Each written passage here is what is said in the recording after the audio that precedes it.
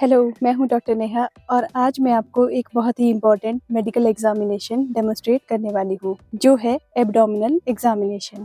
तो मेरे पास वॉलंटियर आ चुके हैं जिन पे हम पेट की एग्जामिनेशन परफॉर्म करने वाले हैं। हम शुरू तो करने ही वाले हैं, पर पहले ये जान लेते हैं ज़रूरत क्या है इस तरह से पेट को फिजिकली एग्जामिन करने की। देखिए, कोई भी ब्लड टेस्ट करवाने, अल्ट्रासाउंड करवाने या कोई और लैब इन्वेस्टिगेशन करवाने के लिए आपको कुछ तो क्लू चाहिए होगा। एक क्लू आपके पास होगा जो पेशेंट ने आपको लक्षण बताए होंगे कि उसे क्या-क्या तकलीफ़ हो रही है। उनके बेसिस पे आप अपनी डायग्नोसिस को 100% कन्फर्म करने के लिए कोई भी टेस्ट करवाते हैं। परंतु पेशेंट के लिए कौन-कौन से लैब टेस्ट आपने सेलेक्ट करने हैं, इसमें आपको सबसे ज़्यादा मदद करने वाली है ये फिज़िकल एग्ज़ामिनेशन। और हो सकता है इस फिज़िकल एग्ज़ामिनेशन से आप बहुत जल्दी पेशेंट की बीमारी को पकड़ भी लें और उसे तुरंत ट्रीटमेंट देकर स्वस्थ करें। क्योंकि कई बार क्या होता है कि लैब इन्वेस्टिगेशंस में इतना टाइम निकल जाता है, जब तक आपके पास वो डायग्नोसिस आती है, तब तक पेशेंट की ज़िंदगी बहुत रिस्क पे पहुंच चुकी होती है। और इस फिज़िकल एग्ज़ामिनेशन से ही आपको सबसे बेहतर आइडियाज़ मिलने वाले हैं कि पेशेंट को क्या-क्या तकलीफ़ हो सकती है। नहीं तो ऐसा भी हो सकता है आप फिज़िकल एग्ज़ामिनेशन ना करें और टेस्ट करवा लें दुनिया भर के, परंतु आपके हाथ में कुछ ना आए और आप तीर तुक्के चलाकर ही पेशेंट को दवाइयाँ देते रहें। तो उन सब से बचने का, उस कन्फ्यूज़न से बचने का बेस्ट तरीका है, जब भी पेट की तकलीफ़ का पेशेंट आपके पास आए, आप उसकी फिज़िकल एग्ज़ामिनेशन ज़रूर करें। मेरे पास ये पेशेंट की फ़ाइल है, कुछ इसमें दिया हुआ है इनके बारे में, तो मैं ये कन्फर्म करने वाली हूँ, क्या ये वही पेशेंट है? हेलो मैम, मैं हूँ डॉक्टर नेहा। नमस्कार डॉक्टर साहब। जी नमस्ते। आपका नाम क्या है? मेरा नाम अमिता ठाकर है। उम्र कितनी है? उम्र भी 56 साल है। ठीक है। क्योंकि आप पेट की दर्द की शिकायत लेकर हमारे पास आई हैं, तो मैं आपका पेट का छोटा-सा चेकअप करने वाली हूँ। उसमें मुझे आपका पेट देखना भी होगा और छूना भी होगा। क्या आप तैयार हैं? तैयार हूँ मैं। आपके मन में कोई सवाल तो नहीं है जो मैं चेकअप करने वाली हूँ उसके लिए?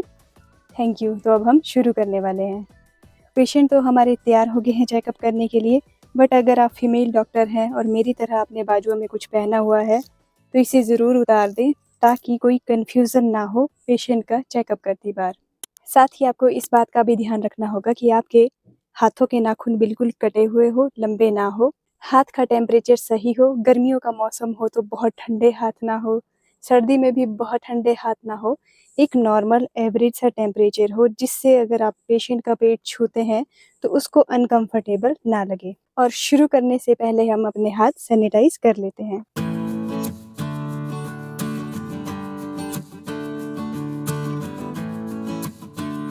और जब भी आपको ये एग्ज़ामिनेशन करनी है, तो ध्यान रखें आप चाहे मेल डॉक्टर हैं या फीमेल डॉक्टर हैं, आपके साथ में अटेंडेंट ज़रूर होने चाहिए। जैसे कि आपने देखा मेरे पेशेंट तो लेडीज़ हैं, बट इनके साथ भी इनके बच्चे अटेंडेंट के तौर पर आए हुए हैं।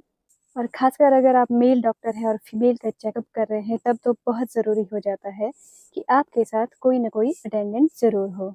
और यही बात फीमेल्स पे भी लागू होती है, अगर आप फीमेल डॉक्टर हैं और मेल पेशेंट का चेकअप हो रहा है, तब भी अटेंडेंट का होना बहुत ज़रूरी है। अब इस चेकअप में आपको करना क्या है, इसमें मेनली 4 स्टेप्स आते हैं, जिनके नाम आप स्क्रीन पे देख सकते हैं। हमारा पहला स्टेप है इंस्पेक्शन। इंस्पेक्शन मतलब सिंपली आपने बिना छुए पेट को ऑब्जर्व करना है, देखना है। और सबसे ज़्यादा ध्यान रखने वाली बात ये है कि ये स्टेप्स जिस सीक्वेंस में आपको बताए गए हैं, उसी सीक्वेंस में आपको फॉलो करने हैं। और ख़ासकर ये तब तो बहुत ज़्यादा ज़रूरी हो जाता है अगर आप एक बिगिनर हैं। इंस्पेक्शन से पहले हमें परकशन, पैल्पेशन, ऑस्कल्टेशन नहीं करनी है। इंस्पेक्शन हमेशा फर्स्ट स्टेप रहने वाला है। तो मैं भी अभी अपने पेशेंट को छूने नहीं वाली हूँ, सिंपली इनका पेट देखने वाली हूँ, ऑब्जर्व करने वाली हूँ। और आप सोच रहे होंगे आखिर मैं इनके पेट में देखने क्या वाली हूँ?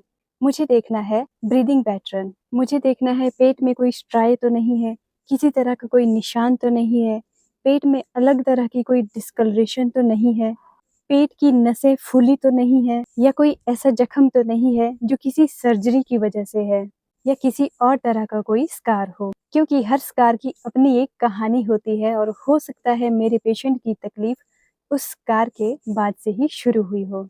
और साथ ही साथ मुझे देखनी है पेट की शेप कैसी है। तो अब देखना किस तरह से है? एक मिस्टेक जो अक्सर मेडिकल स्टूडेंट्स कर जाते हैं वो ये है कि वो कुछ इस तरह से पेट को देखते हैं, यूं ऊपर से।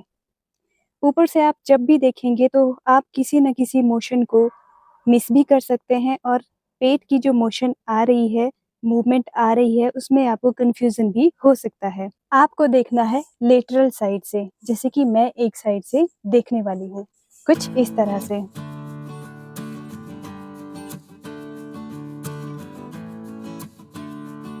और दूसरी पोजीशन जो है देखने की वो है लेग वाली साइड से, जहाँ से मुझे कुछ ऐसा दिखाई दिया।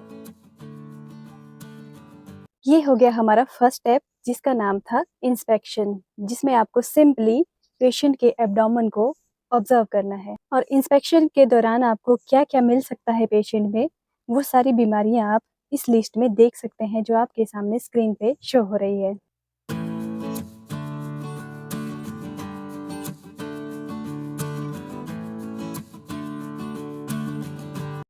नेक्स्ट है ऑस्कल्टेशन।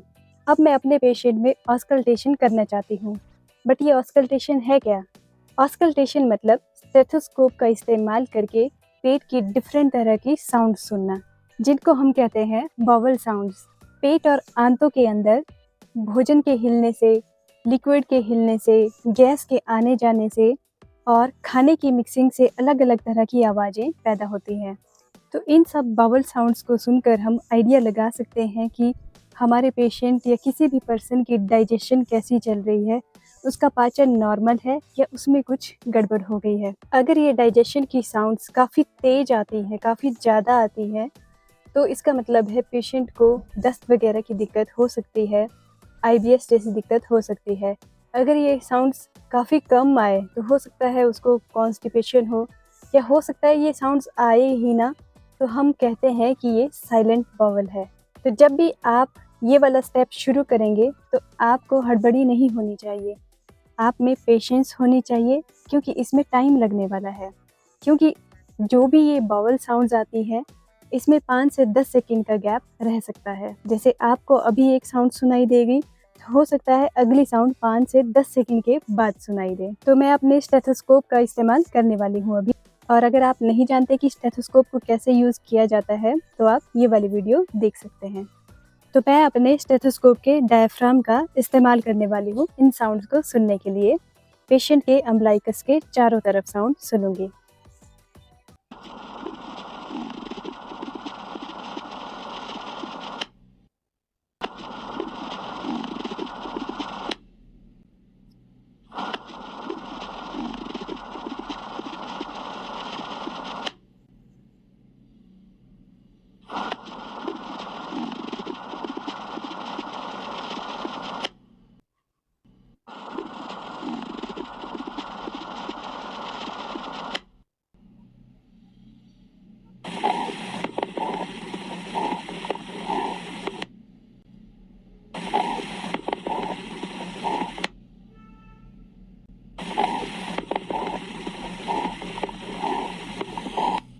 इसी के साथ हमारी ऑस्कल्टेशन कंप्लीट होती है।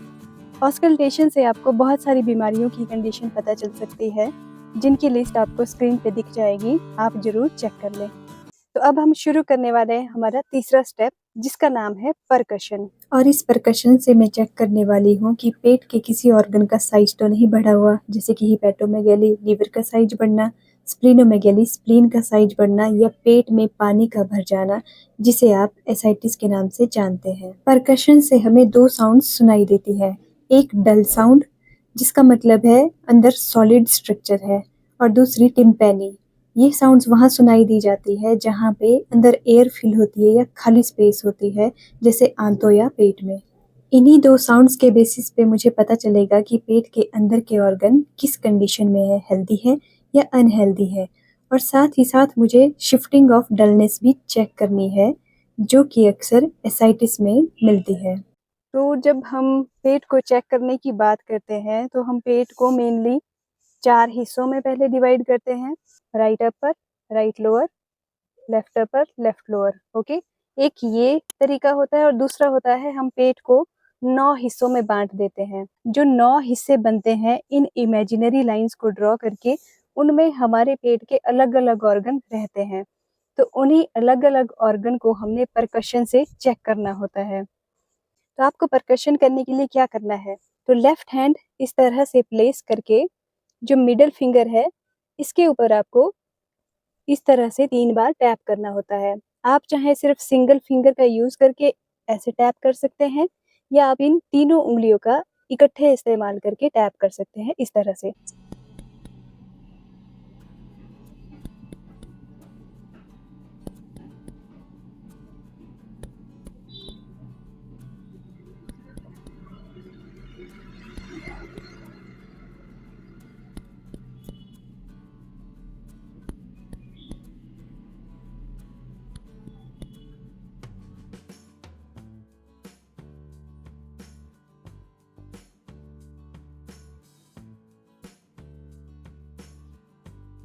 अब पेशेंट के पेट में देखना है कि कोई पानी वगैरह तो नहीं भरा हुआ या फ्री फ्लूइड्स की मूवमेंट कैसी है।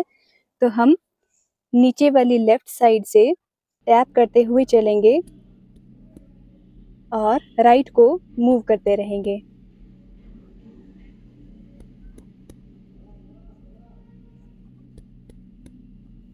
अब हम अपने पेशेंट को कहने वाले हैं एक साइड को टर्न करने के लिए। लेफ्ट हैंड उनका नीचे आने वाला है और राइट हैंड ऊपर आने वाला है। आप प्लीज़ टर्न कर लीजिए। ऐसा करने से क्या होगा?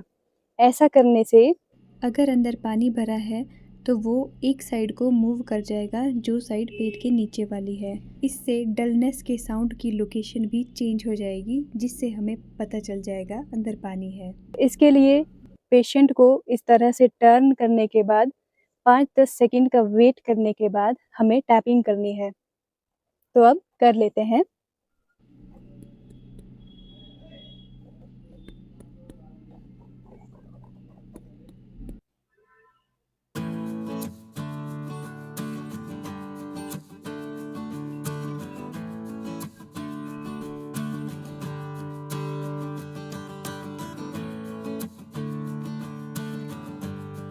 तो अब हमारा लास्ट स्टेप आता है जो कि है पाल्पेशन।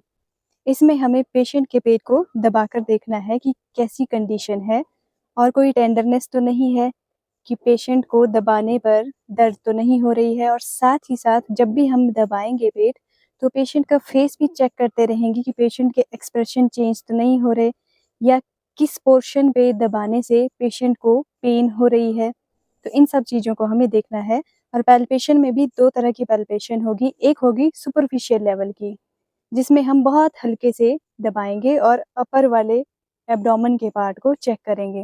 और दूसरी होगी डीप पैल्पेशन, जिसमें हम थोड़ा डीपली दबाएंगे और पेशेंट के जो अंदर के ऑर्गन्स हैं उनकी कंडीशन को जांचने की कोशिश करेंगे थोड़ा डीप पैल्पेट करके। तो शुरू करते हैं।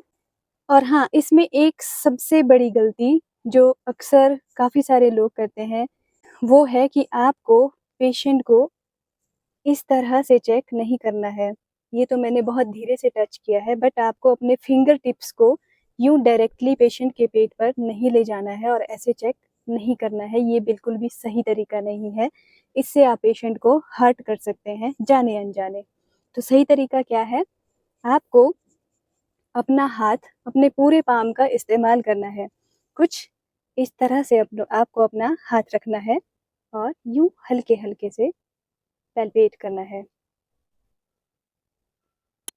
जिस भी ऑर्गन को आप पैल्पेट करना चाहते हैं, वो आपको ध्यान में रखनी है लोकेशन कि किस जगह पे ऑर्गन होता है।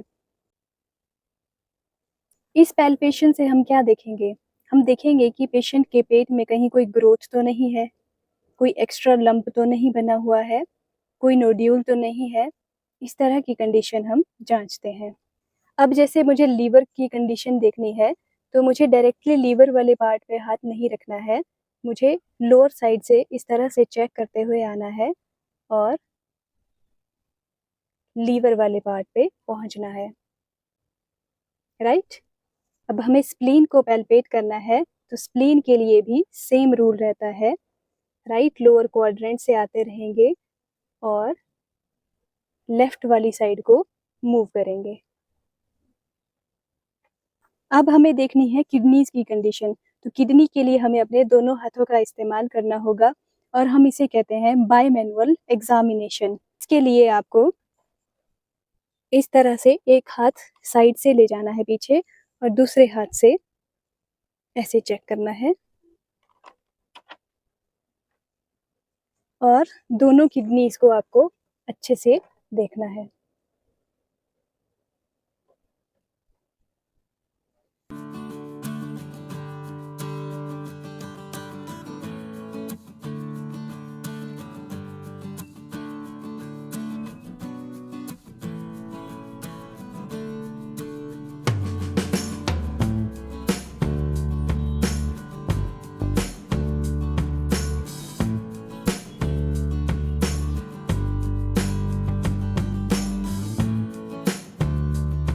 तो ये मैंने आपको एब्डोमेन की जनरल एग्जामिनेशन करने का तरीका बताया।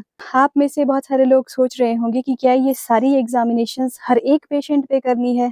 तो इसका जवाब तो खैर आपके अंदर से ही आएगा जब पेशेंट आपके सामने आएगा। वो डिपेंड करता है इस बात पे कि पेशेंट ने आपको क्या-क्या लक्षण बताए हैं और उन लक्षणों के बारे में जब आप एनालाइज करेंगे तब आपको खुद पता चल जाएगा कि आपको पेट का कौन-सा हिस्सा कैसे चेक करना है, राइट?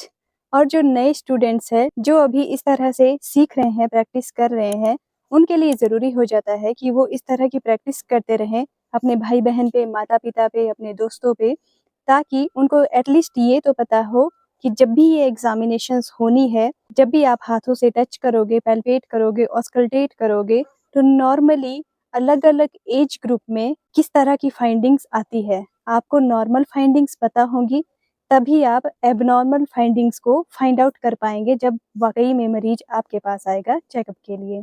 तो उम्मीद करती हूँ ये जानकारी आपके लिए हेल्पफुल होगी। मैं हूँ डॉक्टर नेहा, आपकी अपनी होम्योपैथ। मिलेंगे नेक्स्ट वीडियो में, तब तक के लिए स्वस्थ रहिए, खुश रहिए। Thank you so much for watching.